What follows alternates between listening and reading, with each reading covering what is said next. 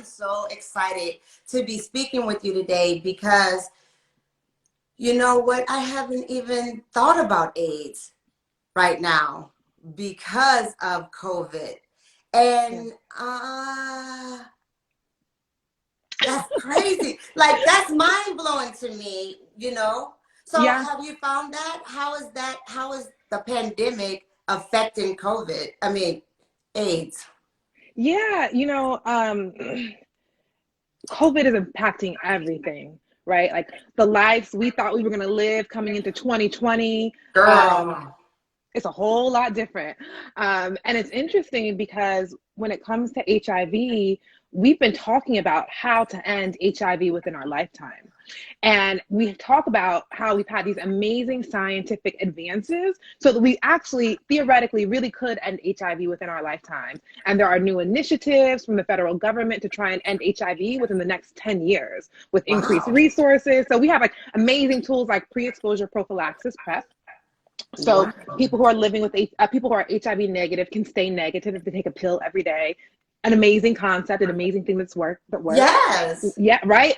We have treatment as prevention, where people who are living with HIV can live long and healthy lives. Right, HIV is not the death sentence it used to be. Used to be, right? Yeah. Right, and we have this term called U equals U, or undetectable equals untransmittable. So people who are living with HIV, who stay in care, who are on their medications, they can get the virus level so low it can't be detected. And so it means they're not only able to live a long and healthy life, but they can't transmit HIV to other people, which is a huge burden lifted from folks who are living with HIV.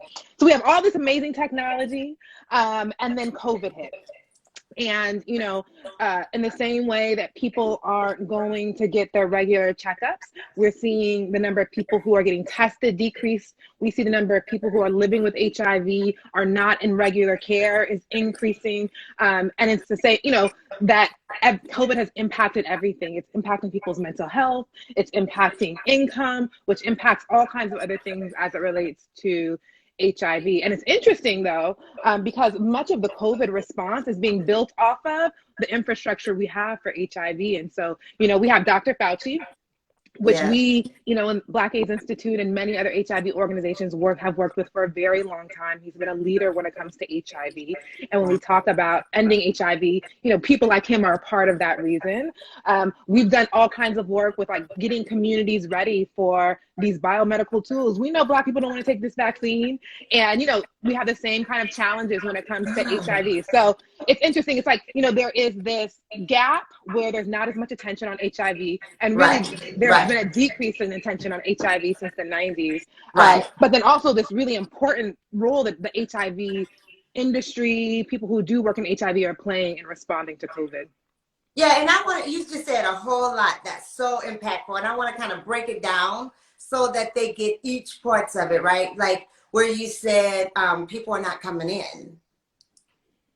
Yeah, I mean, so we've seen the way that COVID, the social distancing is impacting healthcare services. And so there's been this huge move to telehealth. And so people who, usually would come in for medical care are not doing that. But we also see that like people are not going out and like the types of events we used to have around HIV and AIDS Awareness Day and things like that, we can't do anymore because we're not in community. And so that kind of connection where we would get services from folks, we aren't able to do anymore because we're all socially distancing to some capacity. Right. Yeah. In whatever works for that person. That's how you're social distancing, right? So when you say, what does a HIV test look like? So since they can't even go in, and you got the telemarker, and that tele, if I'm understanding that right, is virtual, right? Yeah. Okay. So yeah, there's all kinds of technology that we have. So we have technology where, people can actually do HIV testing at home. So if you go to your local health department or different organizations, they'll send you an HIV test kit. Lots of them will do like a virtual kind of like a one-on-one with you. So you're not alone when you take the test if you want to have somebody there to be supportive. So that's, a new kind of innovation that we have. Yeah, I never heard of that. Right? That you can do it in the comfort of your own home. You can get somebody to kind of Skype in with you to be able to talk through, the results with you and the whole process. So is the results immediately? You get the results in 20 minutes. Yeah. Girl, like a pregnancy test? You know, those are real hard 20 minutes when you be waiting. I thought I was thinking 20 minutes for a pregnancy test, but it feels as though it's 20 minutes. Wow, that's really good to know because, like you said, a lot of people are not going for their checkups for anything, teeth, breasts, all those things. And so they're not even going for an exam.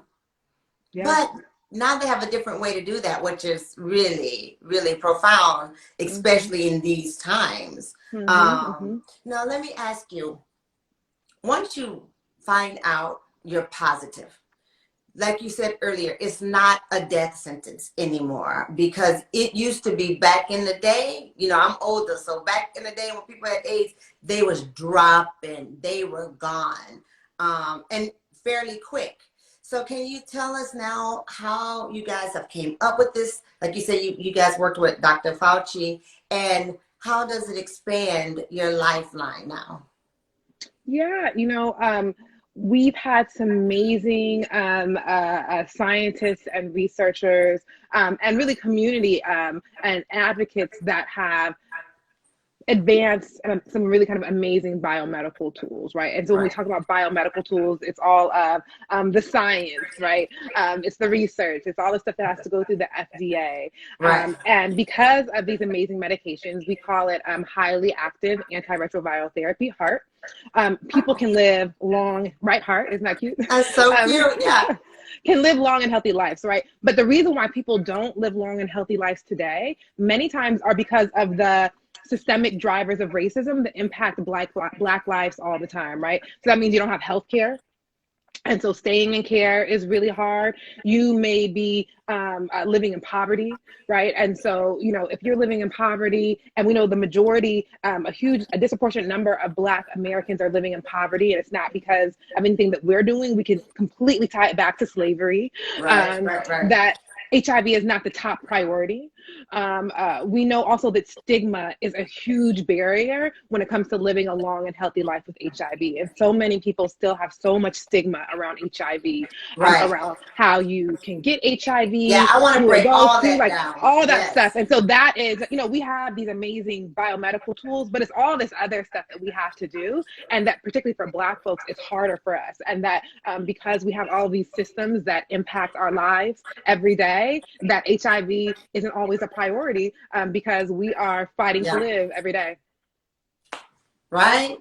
Girl, you say that the truth. We all fighting to live every day. Every day. And let's just put those myths to bed. How can you get AIDS? So you can get HIV. Right, so HIV is the virus, and that comes usually from fluids, right? So from sexual fluids, it comes from breast milk, and then sharing injection drugs are some of the common ways that people get HIV. And so that's blood to blood, right? So that's not, you know, sometimes I still hear people are saying, you know, my family members won't let me eat off of the same plate, or, you know, being scared to sleep in the same bed. And those are all things that we know are not ways that transmit HIV. And furthermore, that if people who are living with HIV are virally suppressed, that, you know, injection drug use, sex, breastfeeding, these things don't transmit HIV to other people, which is, you know, kind of a really amazing thing. And so, you know, when we talk about, you know, preventing HIV, obviously condom usage is really important. Pre-exposure prophylaxis, or PrEP. So people who are HIV negative, right? Before, the only thing we had was you have to use condoms. You can abstain from sex. And those are things that you can do to prevent yourself from getting HIV. But now we have a pill that people can take as well to really prevent HIV acquisition. Right. I saw that on a commercial, I think. You gotta be, it doesn't work for if you were born a female or something like that. Yeah.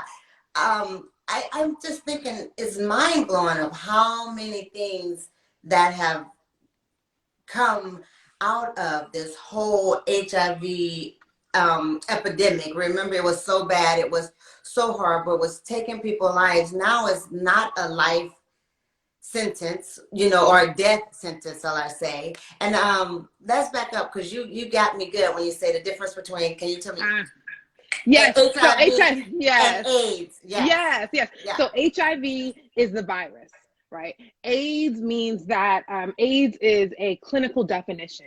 That means the HIV has gotten so bad in your body that it is impacting your immune system, and you are getting a certain number, usually at least 2 other opportunistic infections. And so when we think about like HIV in the 90s, you think about people that had lesions, Kaposi sarcoma on their body, who had pneumonia, all of these other things. And that's because the HIV impacted their immune system so much that people can get sick from all kinds of different things. And so you get that AIDS diagnosis when you've gotten so sick because of HIV that you're getting these other opportunistic infections. So HIV is the virus and AIDS is a state that happens. And it really doesn't even happen in the same way anymore, because if people can get on medication, you should be able to prevent getting to AIDS pretty quickly. The sad thing is how many people still come in with an AIDS diagnosis, right? Because, they were scared to get tested. They had a provider who they was, not culturally sensitive and supportive of.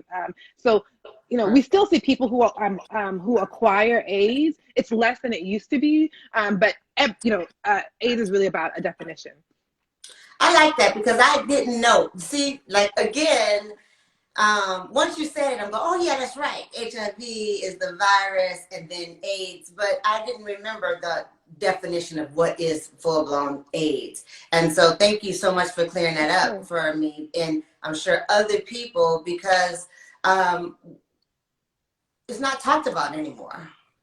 It's not. You would think that it's over. You would think that, you talked about like the video that you saw for PrEP. People might think, it's only for Black gay men, which is also interesting, I know. or not for Black gay men, for gay men, which is not true as well. Because the Black community is so small, HIV impacts all of us, right? I mean, and it impacts some of us more than others, but the majority of Black people who are living with HIV live in the South. We see that Black gay men and bisexual men, almost half it's expected will acquire HIV within their lifetime. It's expected that 1 in 48 Black women will acquire HIV within our lifetime. Like, it impacts all of us, but we really don't hear about it anymore. It doesn't get the attention that it deserves.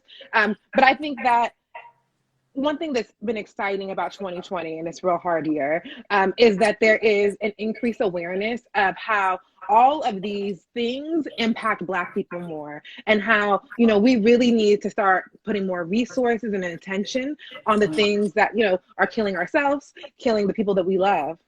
Yeah. That's what some people are saying. They're all talking about the medication for it. And can you speak to us about that? Is it expensive?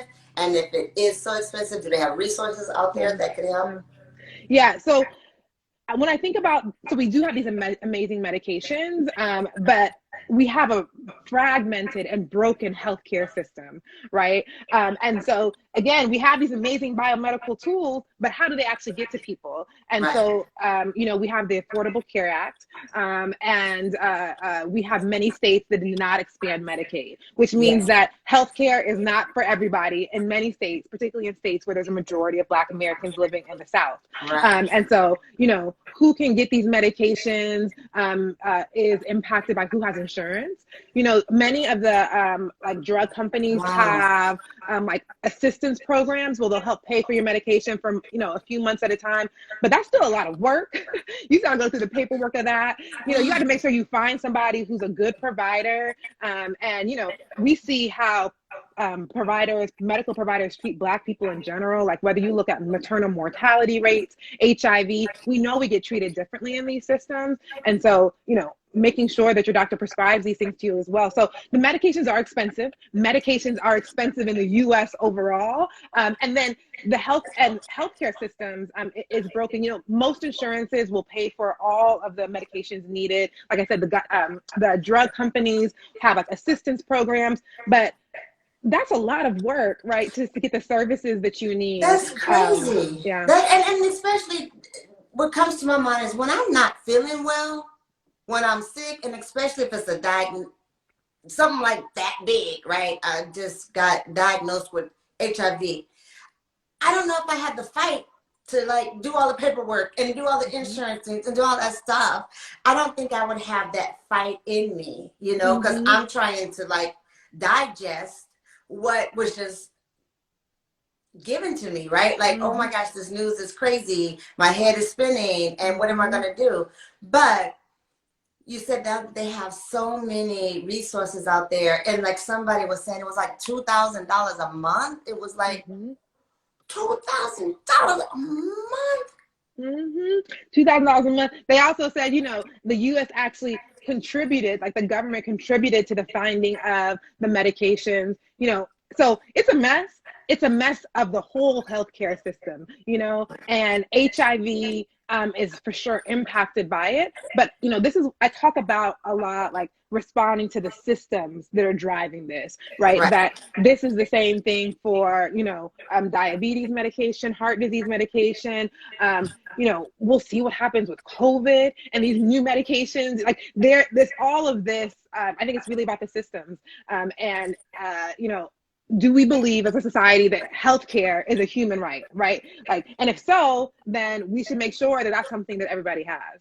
Right. And so can you give us where we could get more information? We're going to say it again at the end, but I know that we're talking about it. And if anybody out there like me, I'm like researching now. I'm like, well, where can I find, where can I get some assistance? So do you have a place that they can reach you or somewhere that can get help?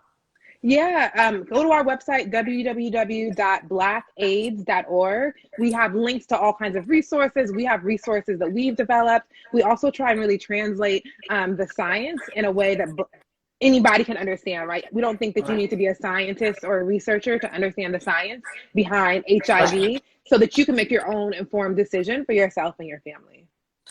I like that. Thank you so much. Because, we talked about how COVID has affected it, but how has COVID really, we have to stay in now, depending on where you are.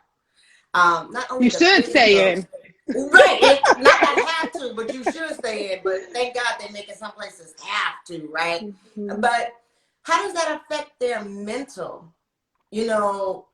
What's happening with that? Because it's hard for us, Yeah, I mean, I was talking to somebody and they were saying, one of the silent killers of the COVID epidemic is the mental health issues that COVID is bringing up, and that's for everybody across the board, and I think the isolation that people are feeling, and when there's isolation, when there's fear, when there is economic issues, we see all kinds of other things happen that are not about like people being able to take control of our own lives. And so in the same way we've seen increases in intimate partner violence that have happened, we are expecting increases in sexually transmitted infections, STIs to go up.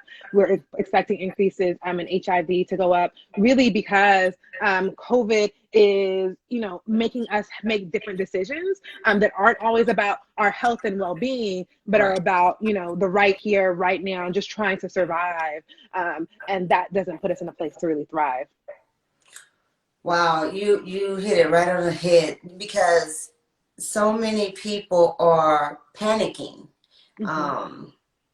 And that's the only thing I could think of is like panicking. I'm by myself. I'm going to do anything to get out of here. I'm going to do anything. And so, wow, that is so profound, because I did not really put that together. You know what I mean? Like, crazy. Yeah. I mean, even think about for people who may have lost their income and their jobs, that means they may lose their housing. When you lose your housing and you're going from couch to couch to couch, the things that you may have to give up or feel like you have to give up because you don't have a place to sleep, you don't have control and power and agency anymore. And those are all things that, relate to mental health, mental wellness, STIs, like all of these things are interconnected. That health really is kind of the center of our world, and when health, including mental health, is not prioritized, then we see all kinds of negative outcomes. Wow, I'm learning so much. Thank you so much for taking time out, because we forget about things if it's not in your face. And like you said, I haven't heard about AIDS since like the 90s. And so I'm thinking like, it's gone. We fixed it. It's secure. Boop, boop, boop, because before then, they talked about it like every day. Yeah. It was like the crack, right? Everybody got, so then it became AIDS, and then it was gone. It was like, oh, okay, well, they fixed that. We did AIDS walks, we did AIDS this, we did, you know what I mean? We did all of those things. Yeah, this information is mind-blowing.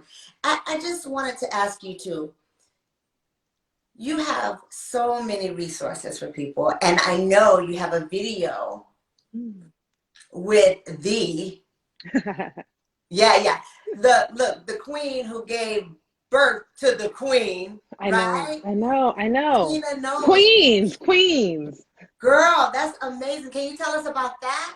Yeah. So, like you said, there's not attention on HIV and Black communities in the way that it needs to be. And so at Black AIDS Institute, a lot of our work is really about like, how do we make sure that we increase awareness around HIV and Black communities directly with Black folks, right? And we think an important way to do that is to use, celebrities and influencers and community members, just everyday folks. Like, we've all been impacted by HIV as Black people. And I don't think that there's, I had the privilege of going across the country regularly and, talking to people about HIV. Right.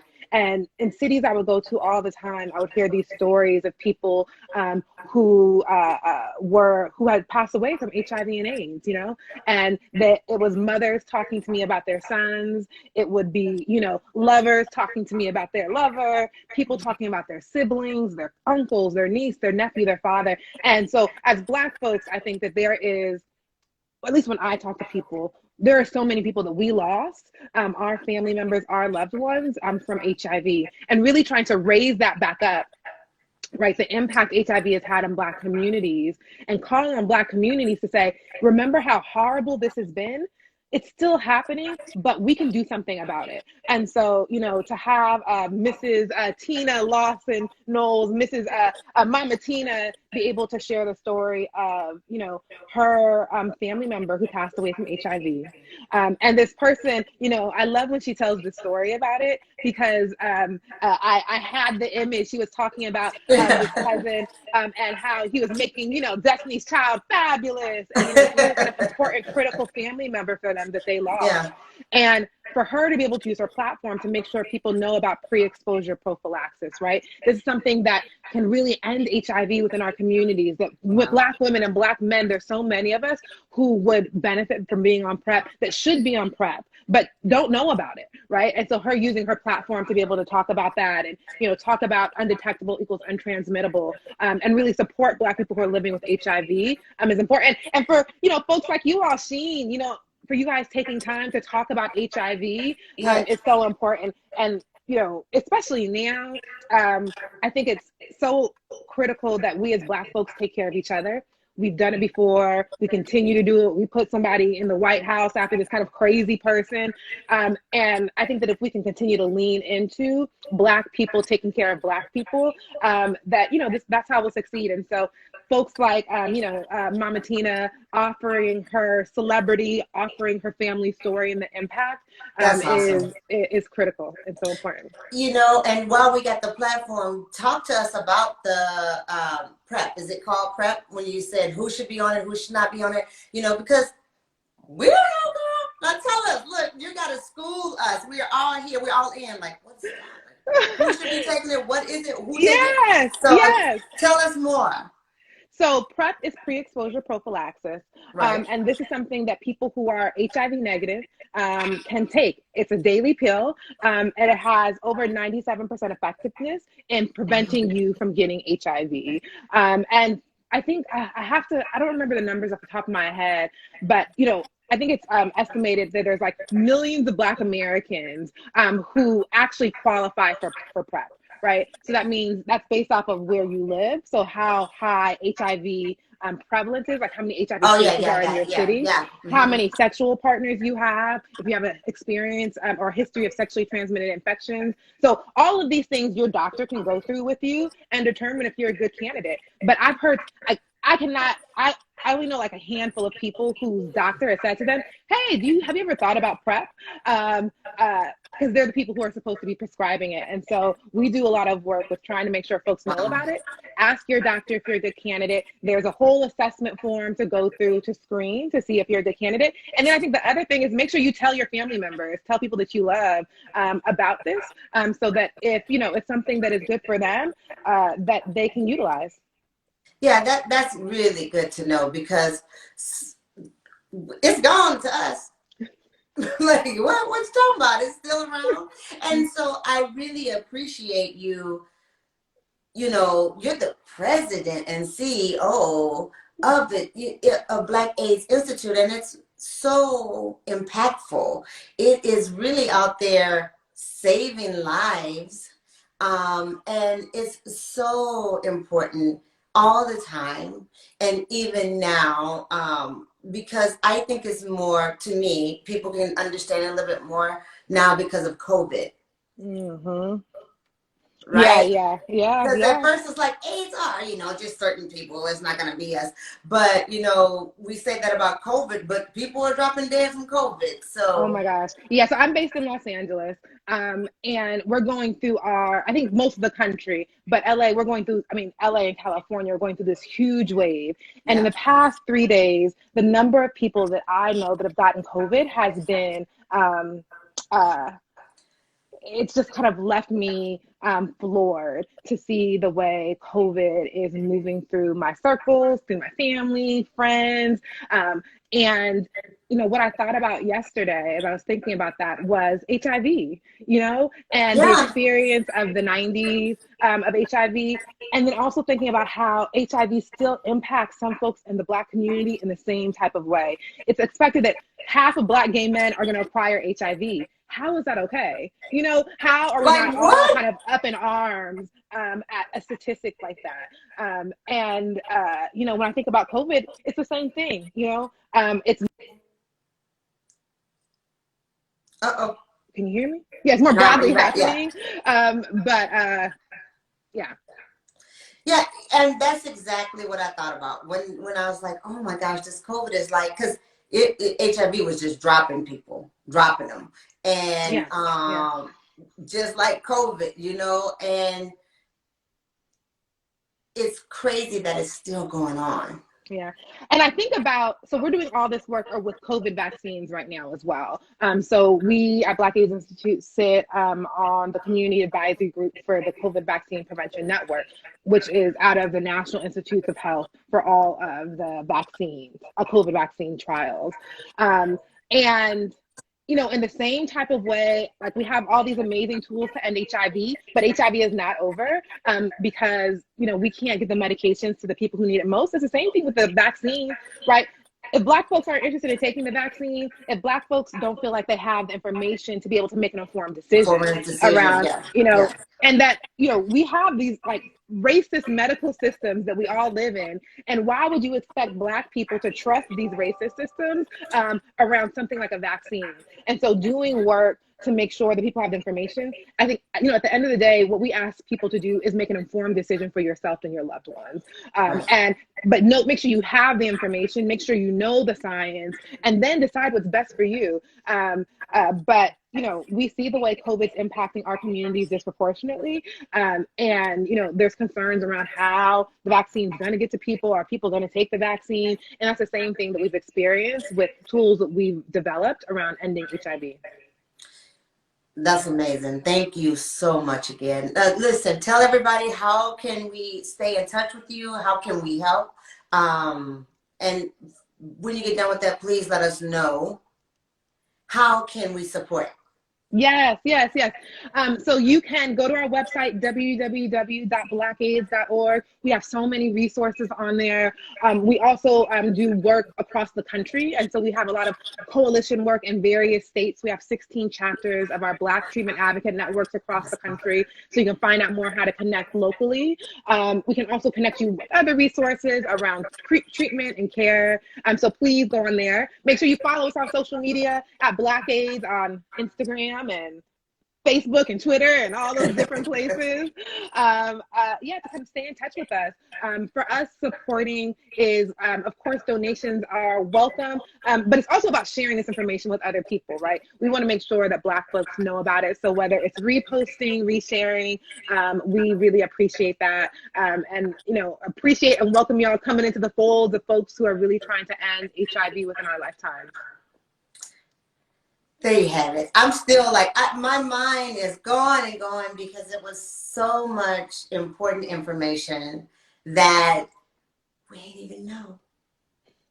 We don't even know. There's all kinds of stuff. We didn't even know. Like, okay. And now I'm embarrassed to not know things, right? So I'm a researcher. Once I find out something, I want to know more about it. But I did such, I got so much information. I am so pleased that you took time again to come out. And guys, listen, go out, connect with her on the website, see how we can get involved, and, you know, share this video. Share it, share this link so that other people can be aware. You know, thank you again. And to everybody out there, stay informed. Talk to you soon. Thank you guys. Bye. Thank you. Bye.